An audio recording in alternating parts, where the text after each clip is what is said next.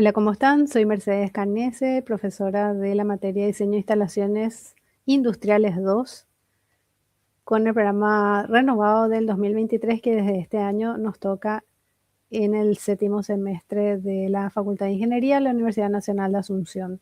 Debido a eso tenemos temarios nuevos como es esta clase de aire acondicionado, que es la unidad 2, específicamente cargas de calefacción y cálculos de cargas de invierno. Es un tema nuevo.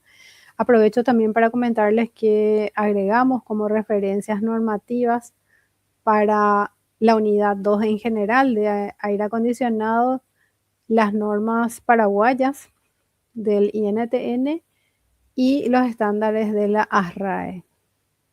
Bueno, vamos a ver calefacción. Las cargas de calefacción se calculan en forma similar a las de refrigeración, aunque son un poco más simples.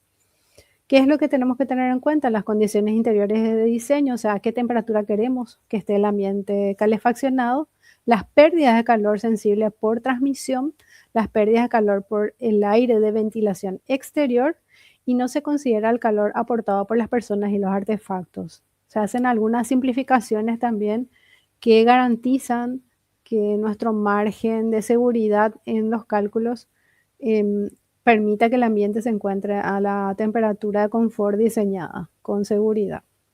¿Cuál es la fórmula básica? Que la pérdida de calor sensible total en kilocalorías por hora es igual a las pérdidas de calor sensible total del local por transmisión más el calor para aumentar la temperatura del aire frío exterior de ventilación que penetra a través del equipo.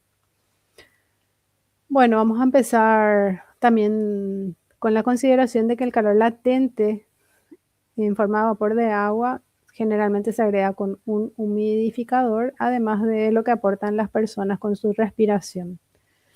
Entonces, como les decía, vamos a empezar con las pérdidas de calor sensible total por transmisión, que es igual a las pérdidas de transmisión de todas las superficies del ambiente multiplicado por una sumatoria donde se considera esa pérdida de calor por transmisión de la superficie del ambiente, ¿verdad? Que sería el 1, que está en la primera parte de la sumatoria, más índices de mejoramiento por interrupción del servicio, por orientación y por pérdidas de cañerías o ductos. Respecto a las pérdidas de transmisión por calor, se calculan en forma similar a los flujos de calor en verano. Y lo hacemos pared por pared, también hacemos del techo y del piso, o cualquier envolvente que tenga el ambiente que vamos a calefaccionar. Entonces ahí tenemos la cantidad de calor perdida en cada superficie en kilocalorías por hora, que es igual al coeficiente de transmitancia térmica, que está en kilocalorías dividido la multiplicación de hora, metro cuadrado, grado centígrado, grado Celsius. Este coeficiente entonces multiplicado por el área del elemento o el cerramiento considerado y a su vez multiplicado por la diferencia de temperatura del aire ambiente interior y exterior. A diferencia de refrigeración, la temperatura exterior no es un promedio, sino que se toma la mínima del año para garantizar justamente que el ambiente se encuentre a la temperatura de confort siempre.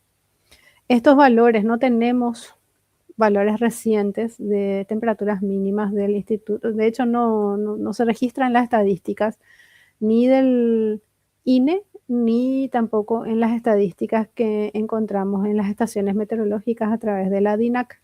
Por ese motivo recurrimos a la base de datos de la NASA, que es una base de datos gratuita que además es de muy fácil utilización, con un poco de ayuda de la inteligencia artificial, donde podemos preguntarle cómo usar estos datos. Entramos en el enlace que está en la pantalla y en este caso yo me situé en Mariscal Estigarribia.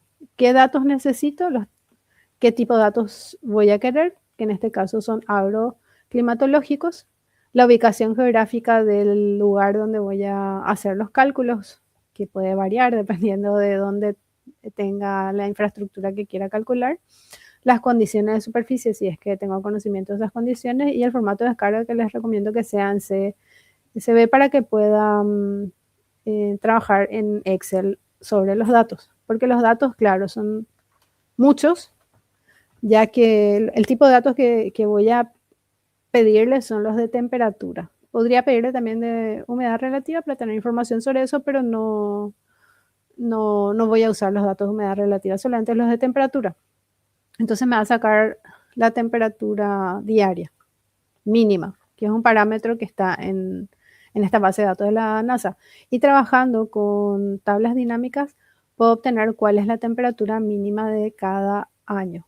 Yo tomé los últimos 10 años, como pueden ver en pantalla, de dos ciudades extremas de nuestro país, Mariscal Estigarribia y Pilar. Y ya se nota ahí la influencia de la ubicación de la latitud. En Mariscal Estigarribia, que está más cerca del Ecuador, tiene una temperatura mínima promedio de los últimos 10 años de casi 4 grados, en tanto que Pilar de 0,56 grados Celsius. Y esos valores son los que voy a usar como temperatura exterior para mis cálculos. La temperatura interior va a ser la de confort, que tengan en cuenta también que como es en invierno la gente está más abrigada y no necesita ser una temperatura muy elevada. Puede estar entre 21, 22 grados, inclusive un poquitito menos. Otra observación es que para cerramientos que limitan con ambientes también calefaccionados, la diferencia de temperatura es cero. Y si el ambiente lindante no está calefaccionado, se considera que su diferencia de temperatura va a ser la mitad. Entonces, la temperatura exterior prima, que sería la del ambiente no refrigerado, va a ser igual a la temperatura exterior menos, a la mitad de la temperatura exterior menos la temperatura del ambiente refrigerado. Para piso se considera que K es igual a 1 kilocaloría por hora por metro cuadrado por grado centígrado Celsius y una temperatura en el piso de 10 grados. La pérdida de calor sensible por transmisión total, entonces va a ser la sumatoria de la pérdida de calor de cada uno de los cerramientos. Después tenemos el suplemento por interrupción de servicio, que esto depende de cuántas horas se interrumpa el servicio. En países muy fríos, generalmente la calefacción se prende en otoño y se apaga en primavera, pero esa no es la realidad de Paraguay, donde todos los días se apaga normalmente la calefacción, inclusive en ambientes de uso de 24 horas, puede ser que se apague algunas horas.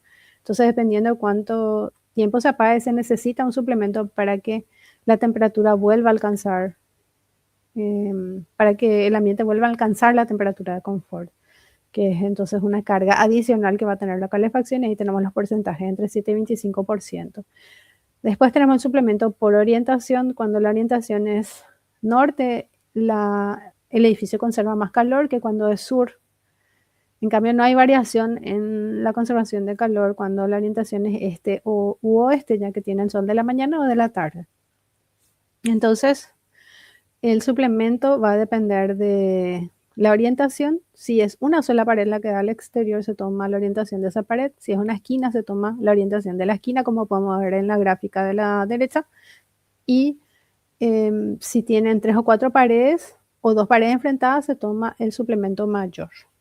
Por último, tenemos el suplemento de pérdida de calor en ductos, que se estima entre 5 y 10% para instalaciones que no son demasiado extensas ni complejas. Bueno, después tenemos las pérdidas de calor sensible por el aire exterior. Sabemos que el aire exterior viene frío y tenemos que calentar, y es un aire que no es lo mismo que mantener caliente el aire que ya está adentro. Entonces usamos para eso la misma fórmula que usamos para ingresar aire frío cuando estamos refrigerando. Que esta fórmula, calor sensible a agregar al aire exterior, igual a 17 por el caudal del aire exterior por la diferencia de temperatura entre el interior y exterior.